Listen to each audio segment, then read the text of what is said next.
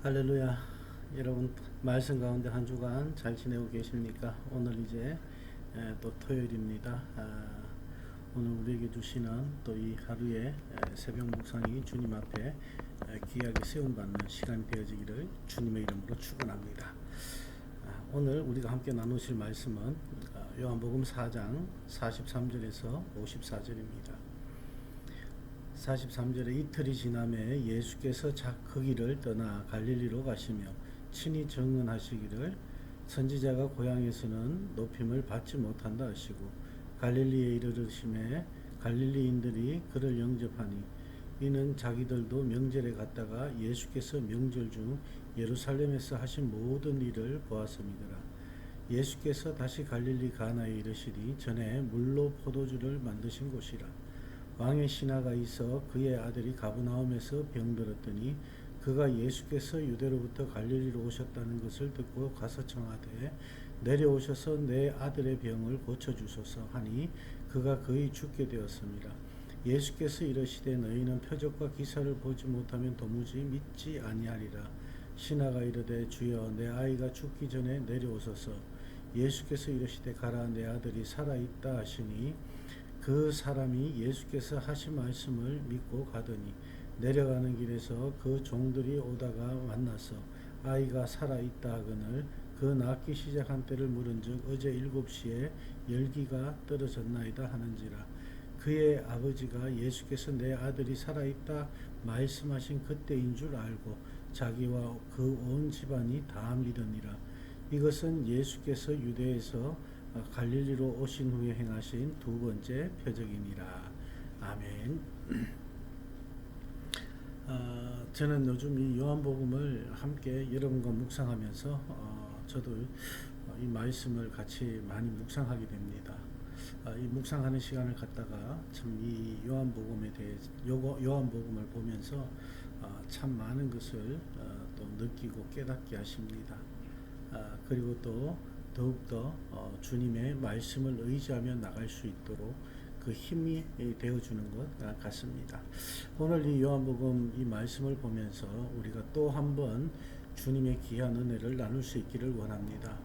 오늘 이 43절 본문 말씀에 들어가면 예수님께서 그 길을 떠나 갈릴리로 가신다. 거기는 바로 수가성입니다. 이 수가성에서 이제 떠나서 갈릴리로 가십니다. 그래서 친히 증언하시기를 선지자가 고향에서는 높임을 받지 못한다. 이렇게 말씀을 하십니다. 이 말씀은 우리가 참 익히 잘 들었던 말씀이죠. 익히 잘 들었던 말씀인데 바로 유독 자신의 고향에서 배척당하심을 예수님께서는 굉장히 안타까운 심정으로 그렇게 하신 말씀입니다. 그래서 이 말씀은 이 당시에 속담과 같이 그렇게 이용되었다고도 이렇게 볼 수 있는데 마태복음 13장에도 나오고 마가복음 6장에도 나오고 그리고 오늘 요한도 이렇게 같은 말을 사용하고 있다는 것입니다. 예수님께서는 이 고향이라는 이 말을 사용하셨을 때 좁은 의미로서는 예수님께서 태어나신 갈릴리 나사렛을 말하겠습니다.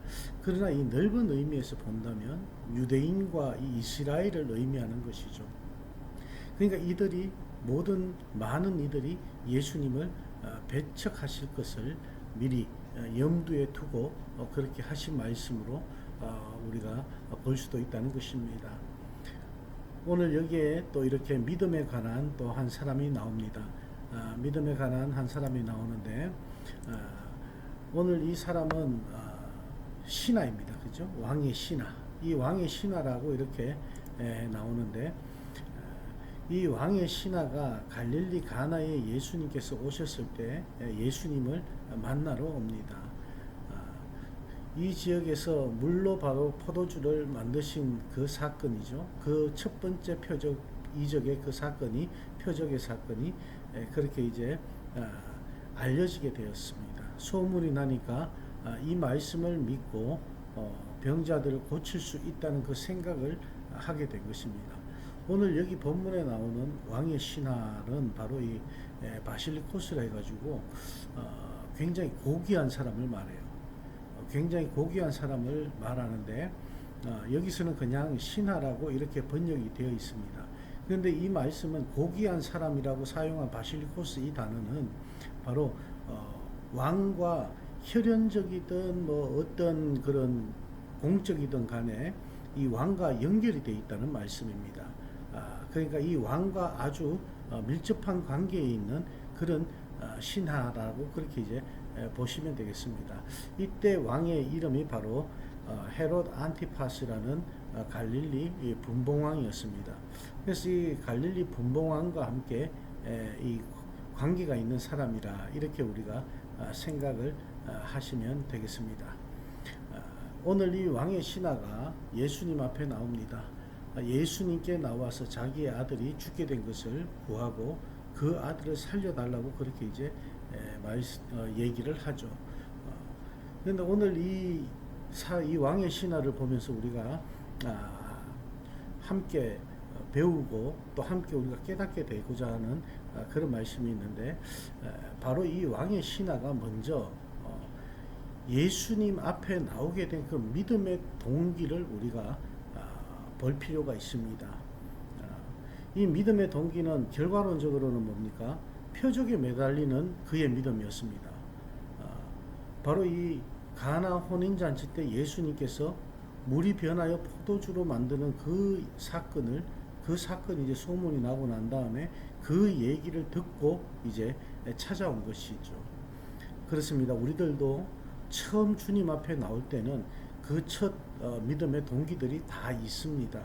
알고 보면 이 첫 동기가 여러 가지 이유가 있겠죠. 그러나 누구나 처음 동기는 미숙할 수밖에 없다는 것입니다. 무엇보다도 예수님 앞에 나왔다는 사실이 중요한 것입니다. 그것만으로도 충분하다는 것을 우린 이 말씀을 통해서 알 수 있기를 바랍니다. 오늘 이 본문의 왕의 신하도 그 믿음을 잘 분석해 보면 처음 그리스도께 나오는 이 믿음치고는 그래도 좀 괜찮은 믿음이다라고 이렇게 볼 수가 있겠습니다. 왜냐하면 이 예수님의 말씀을 금방 알아듣고 그대로 순종하는 모습을 보입니다. 그가 어떤 사람인가 하면 47절 말씀에 보면 먼저 예수님 앞에 듣고 가서 이렇게 청했다라고 그렇게 이제 얘기를 합니다. 근데 45절에 먼저 기록된 말씀을 보면요, 이 45절에서 말씀하신 대로 소문을 듣고 왔다라는 것입니다. 여기서 중요한 사실은 누군가가 이 왕의 신하에게 예수님의 이야기를 들려주었다는 것이 중요합니다. 여러분, 우리가 전도를 하려면 이렇게 좋은 소문을 우리가 내야 되는 것입니다. 우리 교회가 제일이다. 좀 못하더라도 우리 목사님 설교가 참 제일이다. 우리 교인들이 제일이다. 이런 소문이 중요합니다. 여러분도 누군가에게 뭘 전하기라도 해야지 누군가가 듣게 되지 않겠습니까? 오늘 이 왕의 신하는 어찌됐든 다른 사람의 소문을 듣고 나왔다는 것입니다. 그런데 이런 간곡한 호소에 대한 예수님의 대답은 굉장히 냉정하죠. 48절 말씀에 보면 예수께서 가라사대 너희는 표적과 기사를 보지 못하면 도무지 믿지 아니하리라 이렇게 말씀하십니다. 이 말씀은 이 왕의 신하의 믿음의 동기, 예수님 앞에 나온 그 동기를 꾸짖고 계신 말씀입니다. 표적에 매달리는 믿음은 믿음의 출발로서는 우리가 용납될 수 있지만 결코 거기에 머물러서는 안 된다는 그 주님께서 그런 의미에서 일러주고 계신다는 것을 우리는 알아야 됩니다.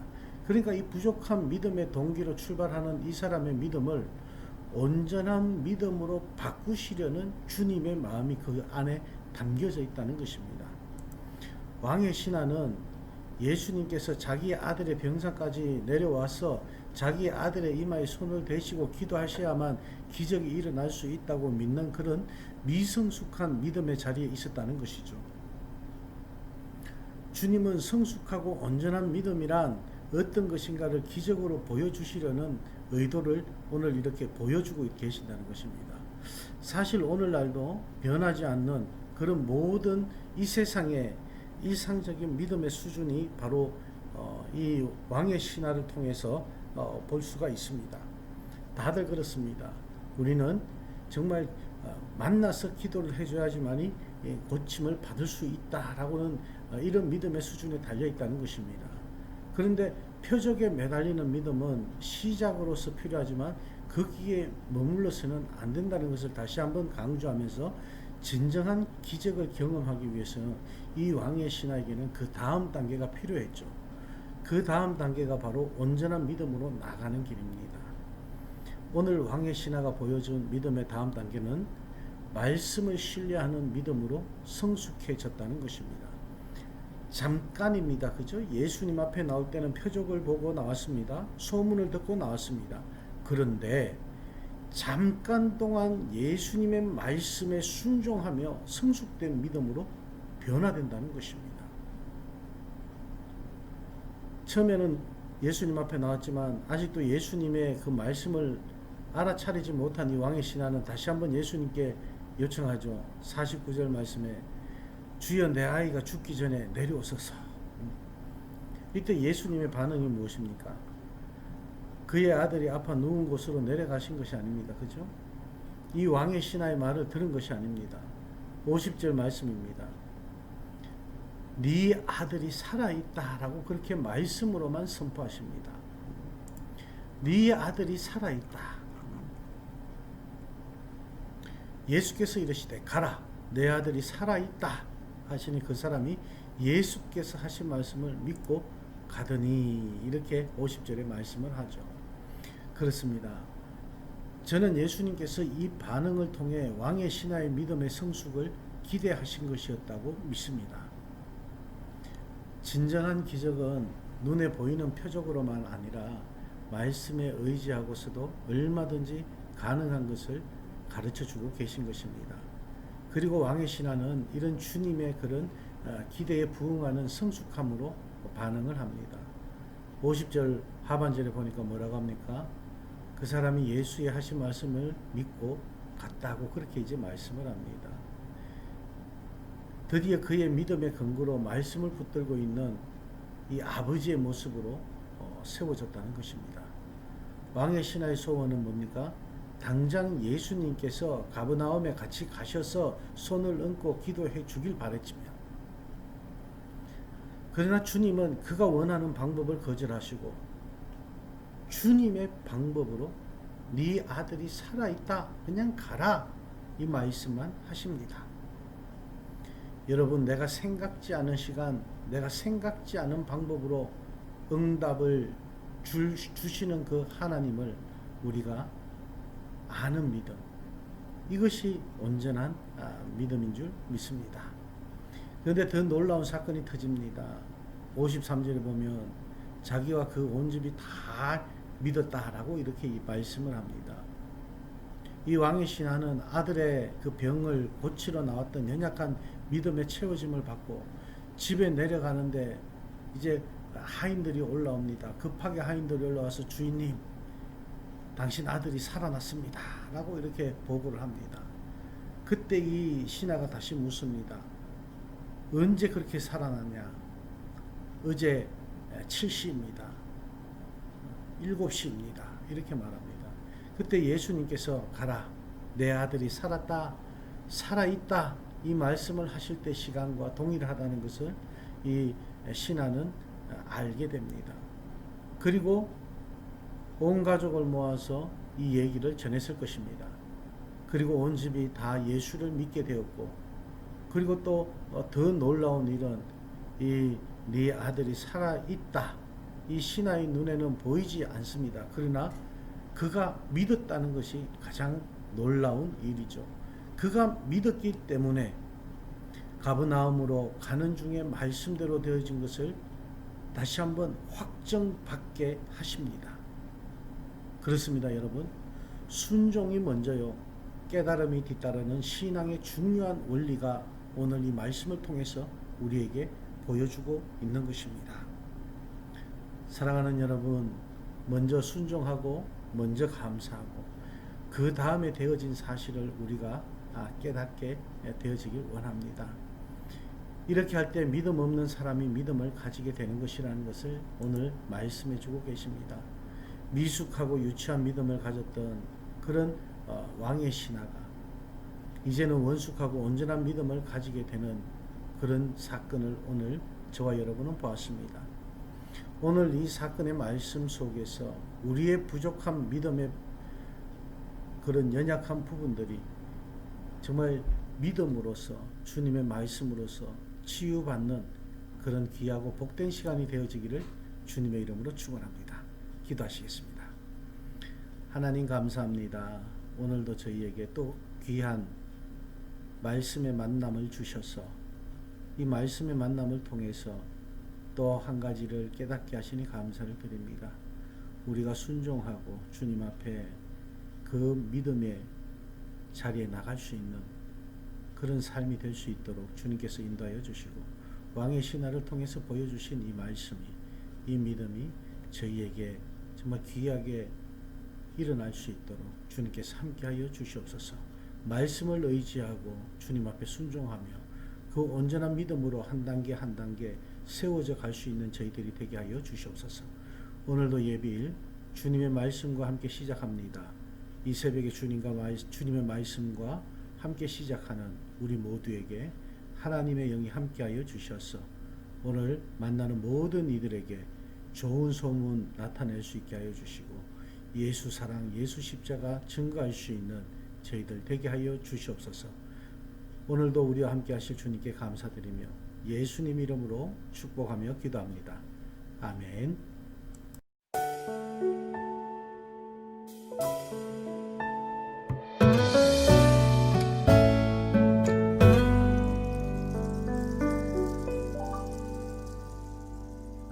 우리 사는 세상 너무나 아픈 일들 우리 힘으로 어쩔 수 없는 감당치 못한 일들 나의 무거운 마음 예수님 다 아시죠. 우리 삶의 눈물과 아픔 친히 겪어보셨네.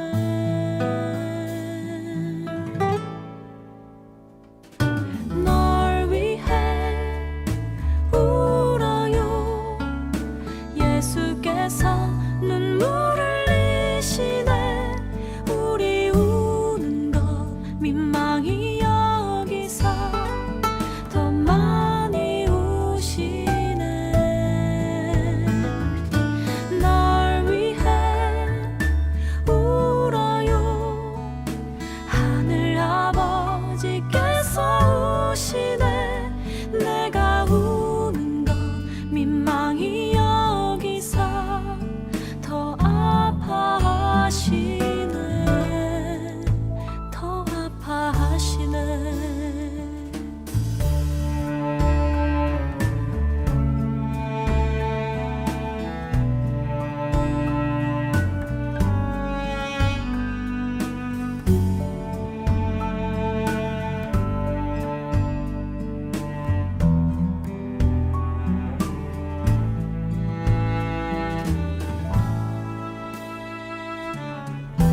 내가 혼자일 때 예수께서 함께 하시네. 세상 끝날까지 내 손 놓지 않으시네. 널 위해 울어요. 예수께서 눈물을 흘리시네. 우리 우는 것 민망히 여기서 더 많이 우시네.